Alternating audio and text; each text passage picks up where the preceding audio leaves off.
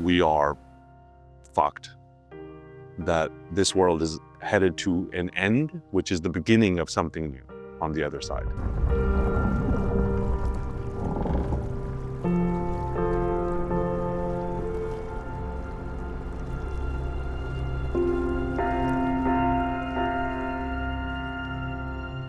Who am I? That is a question that I've been asking myself for a long time. And I feel like it's been a 20-year journey of discovering who I am. And if there's one way to put it, I am a singular point of the universal consciousness experiencing this reality.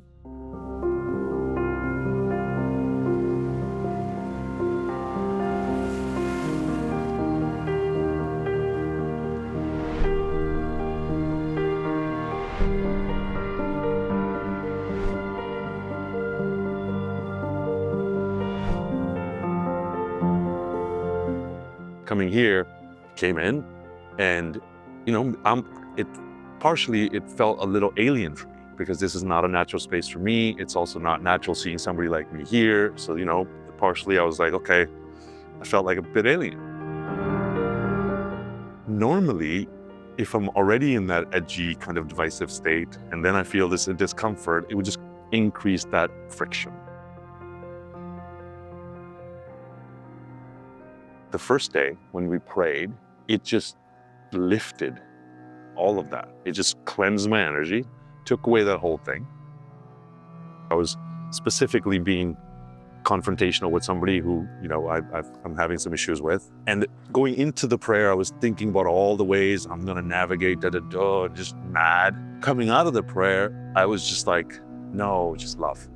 I mean, I know how it works, but it's still surprising that that is how quickly and instantaneously your life gets changed from the dark to the light, from negativity to love. Coming here, arriving and feeling the kind of energy of love, it was like we let our shoulders down, we're all talking about it. Wow, you can feel the energy of the place. And then to sit that table outside became our church. We just sat there and it's just connection, depth.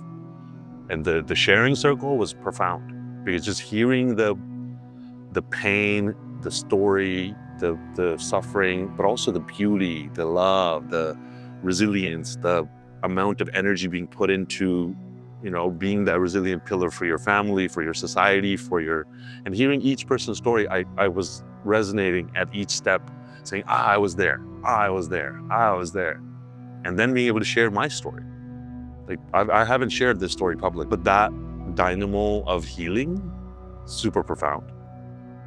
I grew up in a village in India. So I was born in actually a tuk-tuk, the little three-wheelers, yeah. And then lived in a mud house in India. And actually when I was 2, my first memory is of my mom leaving me in a pantry, and me being a baby, and everything is light and everything becomes dark.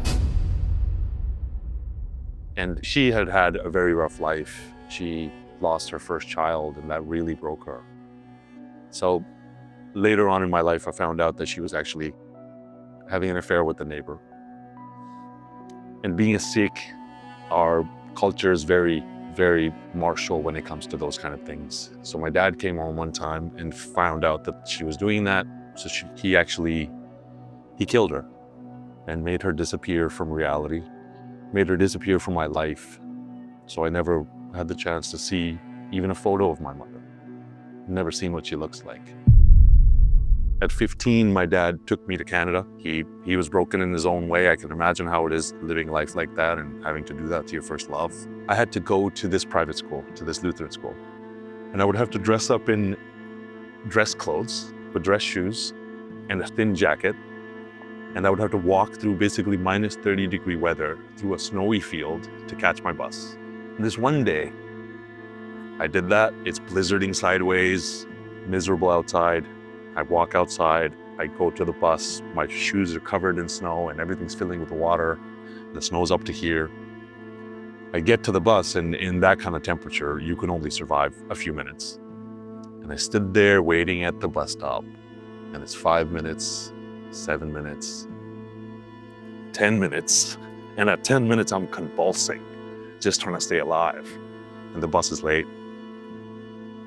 And just for a moment, I just stopped shivering. And I stood there and really pondered, is it worth living? Is life worth even living like this? Maybe death isn't so bad. And then I remember just this well of anger that rose up within me. And I just became just violently angry that I am not the one that can be kept in prison like this. I will make it out of this, and I will make it so that the world doesn't have to suffer like this. And that kernel, that fire, burned within me for the next 15 years. So I just decided I'm going to spend every single waking moment of my life focused on Shawshanking my way out of this prison with a spoon.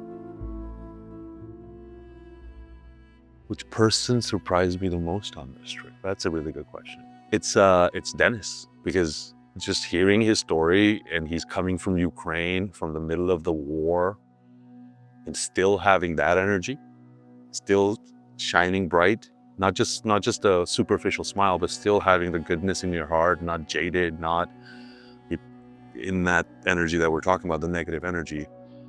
That is so surprising to me. And at his age, at a young age, I was like, wow, if you can be like that in the middle of war, in the middle of death, in the middle of, and dealing with the people who are lost in the middle of the war, and you're that bright, anything's possible. Yesterday, the whole day of like, it's just adventure, adventure, adventure. You have no idea what's gonna happen. It's, you here, you're stuck in this thing, as you're coming out there, we're climbing rocks and watching the majesty of the exploding ocean.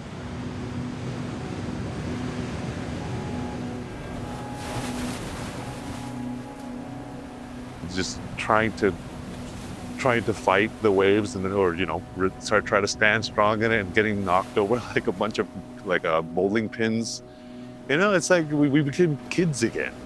And no matter what age you are, no matter from where you are, we all just got together and played in the middle of reverence, in the middle of this divinity and the energy.